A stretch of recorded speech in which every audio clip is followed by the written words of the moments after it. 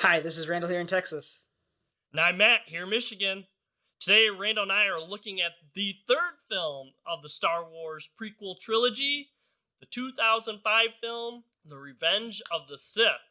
The movie stars Ewan McGregor, Hayden Christensen, Ian McDiarmid, Natalie Portman, Samuel L. Jackson, and Frank Oz. This movie is directed by George Lucas. In this movie, the Jedi are looking to put an end to the Clone Wars, but they have a little bit of concerns about what's going to happen to the Republic after the Clone Wars ends. And Anakin Skywalker receives visions of his pregnant wife Padme dying during childbirth. And he's determined to find a way to prevent that from happening. This movie cost $113 million to make and earned $868 million at the box office. This is also the first Star Wars film to receive a PG-13 rating. Because of Obi-Wan. It received average to positive reviews. Many critics called this the best of the prequel trilogy, but in the same breath too said, well, it is like the other two movies too, so has a lot of the downfalls of that too. So, Randall, what do you think of Revenge of the Sith? So, I tend to agree with the critics on this one, honestly. I've always thought that Episode 3 was the best of the prequels. It's not a high bar, though. The Jedi turned against me. Don't you turn against me? I tend to rank it right there with, like, Return of the Jedi era. It does have some of the faults of the other prequel films, where things just kind of happen because they have to happen, because the script says they have to happen. You'd think kind of after Episode 1 and after Episode 2, maybe George Lucas would have found out that, like, that's not necessarily the best way to tell a story. It is what it is. It's still fairly watchable, especially after watching Episode 2. Oh, yeah. I do like this film, and I would probably put it about where you say it's definitely better than the first two films. I would put it probably around Return of the Jedi, which that's a film I watched a lot as a kid. Liar! No! You're with him! This movie gave me a lot of emotions. You want movies that make you feel something, and this movie actually did. And it wasn't overwhelmingly disappointment like I did with Attack of the Clones. I don't like sand. I actually, felt some exciting moments and, had some teary moments and stuff in this. And you want the film to give you that. And this one does. And like I already mentioned and stuff, it's definitely the best of the three. But when 2 was so bad, that's not much of a high bar for it to set. We mentioned in Episode 1 how the special effects pretty much aged generally well. Not all of them, the character special effects, like the full CGI characters, haven't aged particularly well. And how Episode 2's special effects are just junk. They just look bad. I tend to think that Episode 3's special effects, they find a middle ground, and that helps bring you in. That helps with the immersion of the film, and does give you a little bit more feeling, getting into the characters, getting into what they're doing. Episode 2 takes you completely out of it. Episode 3 kind of brings it back in, has better special effects, and allows for some of the kind of tearjerker moments that you're talking about, especially near the conclusion of the film with Order 66 that I'm sure we'll get to. Execute Order 66. It's probably the best acted of the prequels, though. Whereas with Episode 1, you had maybe 1 or 2 good performances. Most of the performances here aren't terribly wooden. Ian McGregor as Obi-Wan does a fantastic job. I don't want to hear any more about Obi-Wan. Samuel L. Jackson finally comes into his place as Mace Windu because he actually gets to do something that's Samuel L. Jackson-ish. English, mother... Do you speak it? You do get to see some of these characters start doing things. You see Natalie Portman give her best performance as Padme because it was so bad in Episode 2 and 1. Many things will change when we reach the capital, Annie. But my caring for you will remain. I think that it's better directed, it's better acted, and the special effects help with the immersion more than they did in the previous entries. Yep. In episode 2, Attack of the Clones, basically almost every scene was kind of bad unless it was like action. But even, I think on Star Wars level, some of the action scenes were up to some of the other ones. Boring. But this is different. This does have bad scenes that I am not a fan of, but I don't think that is the norm in this movie. I think they're more like outliners. I think there are more good scenes in this film than there are bad scenes. While one of my least favorite scenes, I think, is when Padme's out on the balcony and Anakin's just looking at her and she's talking about the baby's room and stuff. You're so beautiful. It's only because I'm so in love. That whole scene to me just not so great. But I think there's other scenes with Padme and Anakin that are really good. I think there's a good sequence when we have the Padme Obi-Wan scene. That's one of my favorite scenes in this film. And then we have the Padme Anakin scene on Mustafar after that. I think that's like a good sequence. And one thing is, like, Hayden Christensen, he gets ratted on for his performance in this movie and in the episode 2. I think he got Razzies for both of these for like worst supporting actor for these films. And Hayden Christensen, it's okay. I think he could have done with some better direction or whatever from George Lucas in this film. What am I doing? Before I would look from more like Hayden Christensen and Anakin's perspective, I look more from Natalie Portman's Padme's perspective. And when I do that, these scenes are a lot more powerful. You just kind of see that conflict in Padme's mind, like, how can I believe what Obi-Wan is telling me, kind of thing. And then when she talks to Anakin and realizes, holy crap, all these things Obi-Wan was saying were true. Obi-Wan was right. You've changed. And the absolute heartbreak that she has over that. And the whole time, you're like, yeah, Anakin, you definitely messed up big time. It's worth discussing how this movie goes about its plot? Question mark plot? Things happen because they have to happen. So episode 1 happens, and you have Darth Maul, and he's kind of a fun, cool, different take on a Sith, And then he's killed off, but not killed off. Blah, blah, blah. Air quotes, killed off. Episode 2 happens, you have Count Dooku. You're like, okay, new bad guy, and Darth Sidious isn't as much there, but he's he's at the end. And then you get to episode 3, and you're just like, at least Count Dooku's still here. At least nope, killed off. And then you have General Grievous, and you're like, I don't know anything about General Grievous, and I don't care about him. You just can't make a film like that, because this is supposed to be about the end of the Clone Wars, the downfall of the Jedi, Anakin's descent to the dark side, his, falling from Jedi to Sith. But the writing still leaves a lot to be desired, including the love story with Padme that you were kind of hinting at, where, like, I think Natalie Portman did a pretty good job. Hayden Christensen, yeah, it's still his best performance as Anakin. I mean, it's way better than episode 2. It's all Obi-Wan's fault. But, like, how things happen in this, and they just happen because they have to, like, all right, so Obi-Wan's out of commission again, and then Anakin kills Dooku because the not Emperor, not quite Emperor yet, Chancellor Palpatine's like, do it. Do it. I didn't like the way that the story and the plot ends the Clone Wars, because it treats its bad guys as disposable, and kind of like with Marvel, well, when you start treating your bad guys as disposable, where's the threat, It's not like he doesn't, like the big baddie, Palpatine here, doesn't have a plethora of really powerful, already Sith on his side, or very strong lightsaber wielders. He just wants Anakin. But it's not really understood. They haven't shown you enough of Anakin being super powerful to understand why he needs Anakin. He just does, because that's the way it was in the original trilogy. It's really trying to build the Emperor, but yes, the other villains, I mean, even Anakin to an extent, kind of lessens Anakin a bit.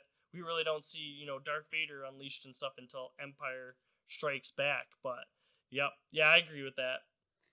I guess the big thing for me is it's similar to episode 1, where there's a lot of promise. I like the idea of the plot of Revenge of the Sith. The execution could have just been so much better, you know? I want there to be an epic fall for Anakin, and in reality, it's not like a fall from grace. It's an ideological thing for him, where his character says, I'm going to stay true to my friend, Chancellor Palpatine. I'm going to stay true to the Republic. If Palpatine says that I need to do this, he's the Chancellor, so I have to do it, you know? And it's just like, well, he doesn't really fall to the ideology of the Sith.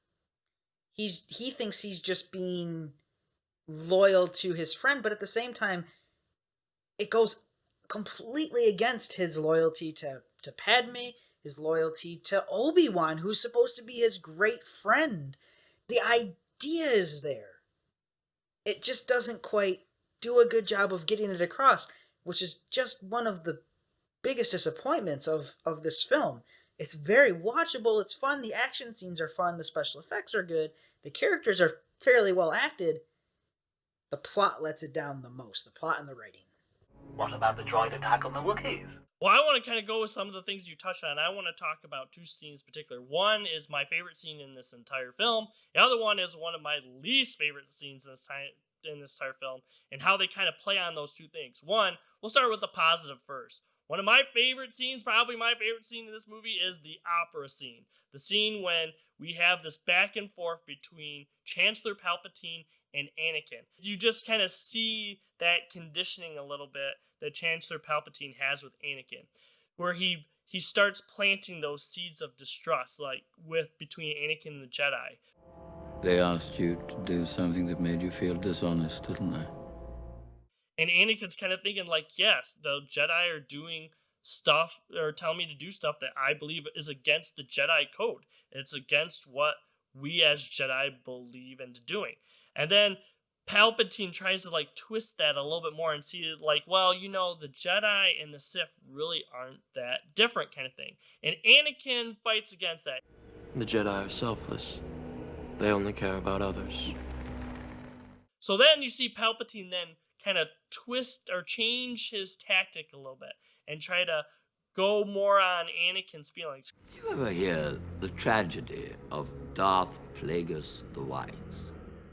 He knows about Anakin's nightmares about Padme, even though Anakin's never told him about those nightmares, because he's the one that put him in there. But Anakin doesn't see that. So he's just planting that seed, or like, hey, you know, you can't learn this stuff to do what you really want to do, protect Padme, by staying with the Jedi. So that scene, I really like. Love that scene. That's probably my favorite scene. Wait. Before you get into the bad scene, I have to point out Anakin's hypocrisy here. Anakin's hypocrisy. They're asking me to do something that I believe to be is against the Jedi code. Mr. I'm having a marriage relationship, and I'm about to have, you know, a kid / 2 kids. But, you know, yeah, by all means, spying on the Chancellor, who's had too much power for too long, is totally against the Jedi code, not your marriage. I'm tired of all this deception. I don't care if they know we're married. But go on, continue. I agree that the scenes are well done. I don't have any arguments against the scenes, just it takes me back to my earlier point. Plot and writing don't make any sense.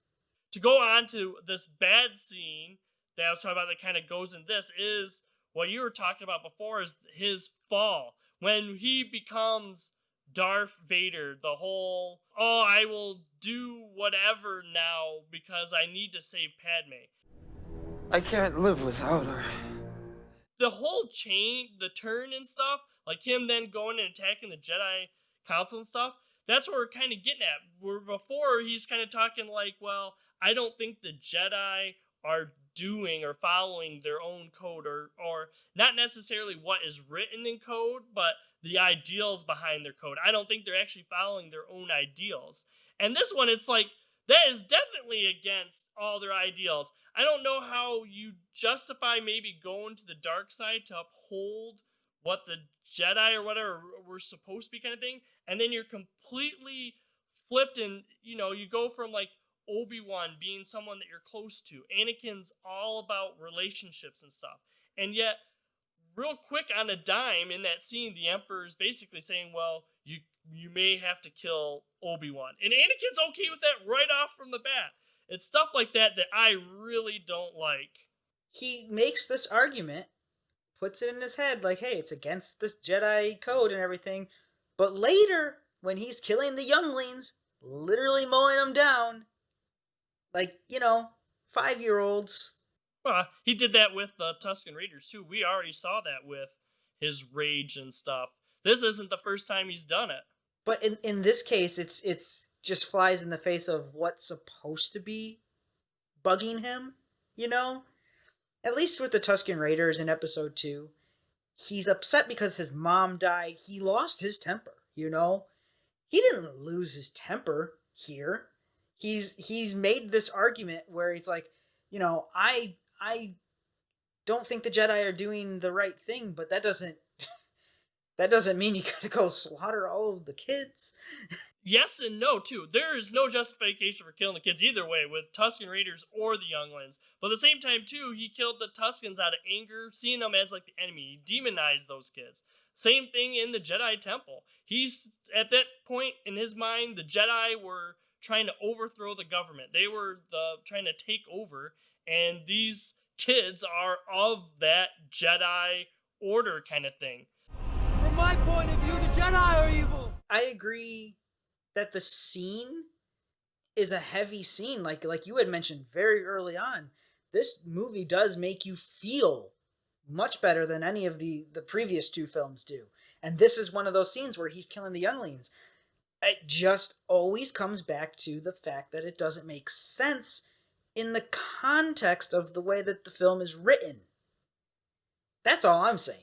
Like, I even see where you're coming from. Where, like, hey, from his perspective, the Jedi are trying to take over. But, like, that still isn't enough to go murder these kids. You know? That still isn't enough to just be like, I'm going to get into a be-all, end-all fight with my mentor and friend, Obi-Wan Kenobi. Or my lovely wife, Padme, who I force choke. You know? Like, I get where Anakin's coming from, and I can kind of see, you know, hey, I'm sticking with Palpatine, I'm sticking with the Republic, and I think the Jedi are doing the wrong thing. But at no point does it seemingly justify his overreaction or his I guess, complete obedience to doing anything that Palpatine says he should do. I think that one thing that you said, the complete obedience, that is the part that really gets me. When we have the opera scene, there's confliction. But when he's killing all the Jedi or storming the temple, we don't have that confliction. That is what I would have preferred to see in this film. Show Anakin really conflicted. Don't make him, like, killing these younglings like, hey, I'm just gonna do it. Like, show more of that confliction. Show him really second-guessing that decision. I can't believe the justification that, hey, he's doing this all for Padme kind of thing. I think that's when I was talking about that other scene we get to when Padme confronts Anakin. You really realize that, heck, no, he was not doing it for Padme really at all. He believes more in power, you know, this piece, like, I'm going to control the galaxy. I want to control everything. And, you know, I can overthrow the Emperor because, you know, I know that he's a bad guy. I still have feelings, but, you know, I can become more powerful and beat him, and everyone's going to be happy. And basically, I got to kill all these people and stuff because they're standing between me and that goal of happiness throughout the entire galaxy, of complete control. Being from a kid, a slave, had no control, to having complete control over everybody. I think that you're probably reading into it, like, kind of, you know that because you know Star Wars so well. You, like, well, I'm just saying, like, someone who watched this, who just watched the film, is probably not going to pull that out of watching this movie, you know? Oh, no. And even me, I don't think I really pulled that after the first time watching. This is like watching again, and like you said, knowing a bigger thing of Star Wars and actually getting, and I totally agree. In a movie, and you've mentioned this a lot of times before, you should not have to pull from supplemental stuff to make what your movie is, make sense. And like the other prequel movies, that's a big problem with this film. I know people go back and they say, well, now with Clone Wars, including us, I don't want to say that it's other people exclusively. Now that Clone Wars is done, Episode 3 makes a lot more sense. But yeah, Clone Wars ended in 2020. This came out in 2005. I shouldn't have to watch The Clone Wars, which came out after, to help fix some of the problems with a 2005 film. The film has trouble standing on its own. That's not to say that it doesn't have its good parts, because it does have its good parts. It does make you feel. It's just hard to sit there and be like, hey, if I watch it, trying to be objective of this film in this trilogy, it's hard. It's like, man, I've got to really understand like why he's doing it, and this film does not give that to me by itself. One scene that you were alluding to earlier that I guess now this might be a good point to touch on, that is Order 66. Execute Order 66. When I first watched this, it's a sad part because, the Jedi, they're the good guys and stuff, and you're seeing them absolutely get slaughtered by their own troops, the troops they served with and stuff. And now, looking back at this scene now, I should say rewatching the scene after watching the Clone Wars, I think makes this even more heartbreaking. This movie kind of hints a little bit at a stronger relationship between the Jedi and their clones. We get that a little bit with Cody, just a little bit with Cody and Obi-Wan in this movie. Oh, by the way, I think you'll be needing this. Thank you, Cody. But if you watch the Clone Wars and you really get the relationships that these clones have as individuals, not just, every clone is just, hey, it's just the same person or whatever, just different roles, different suit, that they actually have personalities and stuff, and how these clones and Jedi like fight together kind of thing just makes it so much heartbreaking. It should be said, probably maybe earlier, but Matt and I are going to have a larger discussion about the prequels and their place in the Star Wars canon, where we don't talk specifically about the movie. We actually get into some of that stuff with the Clone Wars and just where everything fits. So watch out for that at a later date. I thought Order 66, when I first watched it, I thought, man, that's kind of lame, because I kind of wanted to see, I had this idea in my head for Episode 3, where Anakin was going to turn and become Darth Vader, and we would get to see him actually kind of hunting down or helping the Emperor eliminate the Jedi Order. A young Jedi named Darth Vader, who was a pupil of mine until he turned to evil, helped the Empire hunt down and destroy the Jedi Knights. I remember being very underwhelmed by Order 66 the first time it happened. But you're right, in context to where we are now, Order 66 means a lot more. Yep, I totally agree with you. You do have these kind of two final climatic battles where it's for the heart and soul of the Republic, more or less. Like, whoever wins these battles is kind of how the outcome of this galaxy could completely change. You have Obi-Wan fighting Anakin on Mustafar, and you have Yoda going to confront Palpatine on Coruscant. And they're playing off at the same time. And you're just like, well, okay, after that display of crazy in Episode 2, Palpatine has no chance against Yoda, But apparently he does, because the script says it has to happen. I'm sorry, I find it hard as a viewer who watched Episode 2 and who watched this fight play out that Yoda lost that fight. I'm like, man, he fell, and I'm not saying that fall from that height didn't hurt, because I'm sure it hurt. But, I just can't see that Yoda just kind of gives up there. Like, you know what? Oh, that's it. Palpatine had the high ground. Palpatine had the high ground. It's over, Anakin! I have the high ground! On the other side, I genuinely think that the fight between Anakin and Obi-Wan is the emotional roller coaster of a fight that it should have been. They're supposed to be friends. You don't get to see that, but you know they're supposed to be friends. And they're having it out. I think the fight was maybe a little overlong. Like, wow, they're going and they're going and they're going, and it's getting more and more crazy. But the emotional ending of that fight with Ewan McGregor's Obi-Wan, just like, you know, you were supposed to be the chosen one, and you're my friend, and like I hate that I had to do that. Completely does it for me. You were my brother, Anakin! I loved you! I like that. I like the final fight on Mustafar. I like that fight, and I don't care what other people say. That's my feelings on it.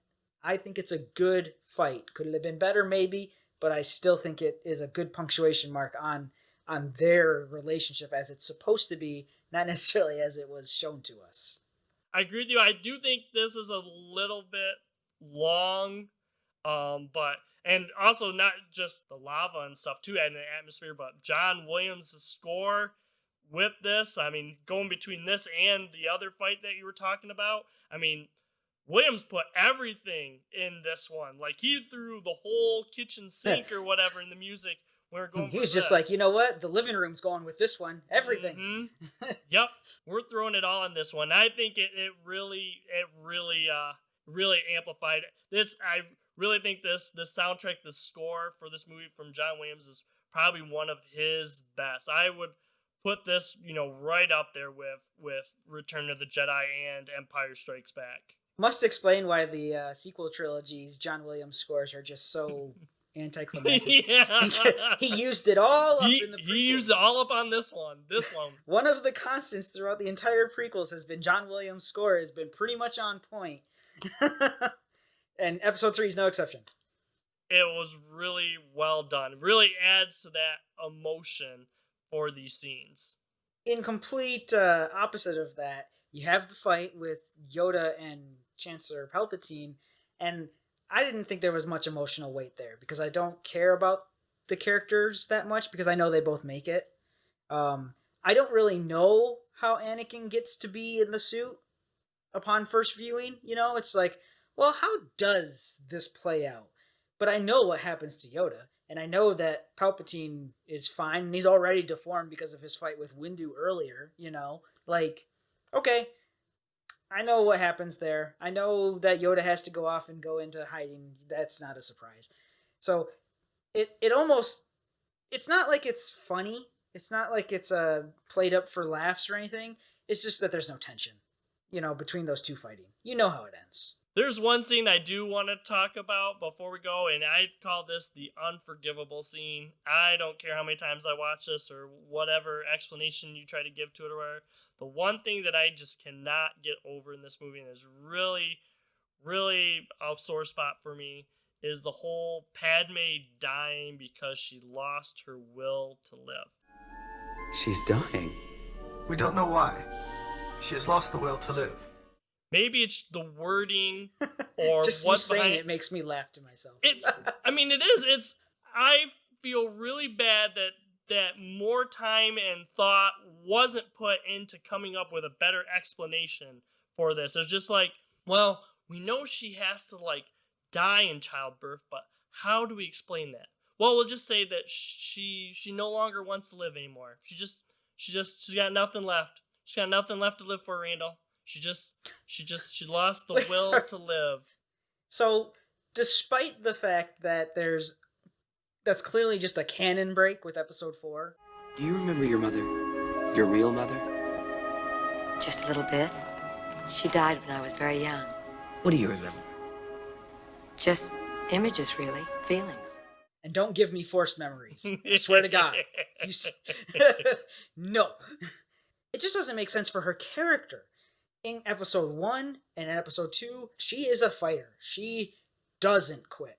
That's one of her outstanding character traits, It is what makes her character. If you ask somebody that knows anything about these movies or has watched them, oh yeah, you know, Padme's character, she's a fighter.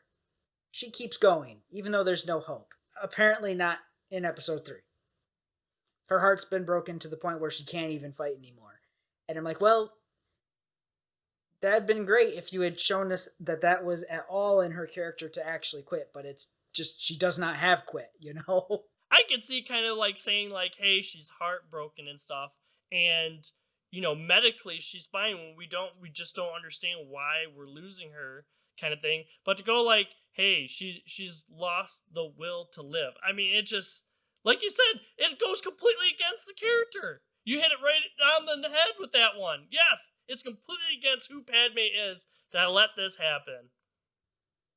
It is one of those things where, like I said at the very beginning, parts of the problems of this film is things happen because the script says they have to happen. This is right there.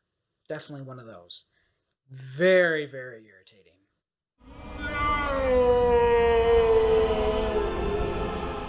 I think we do end on a pretty good note leading into the original trilogy too. I do like that we have the funeral of Padme. I think that was a good scene. Granted, I don't like what she died of, but and then we do have showing Leia with her real parents, the Organas. You know, they help mold her into the strong, powerful, lovable character that we like.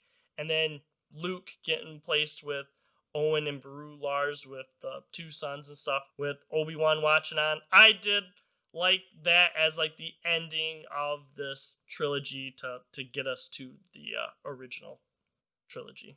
The send-off that kind of sends you into the original trilogy is pretty well done, where you are starting to see the Empire form, you know.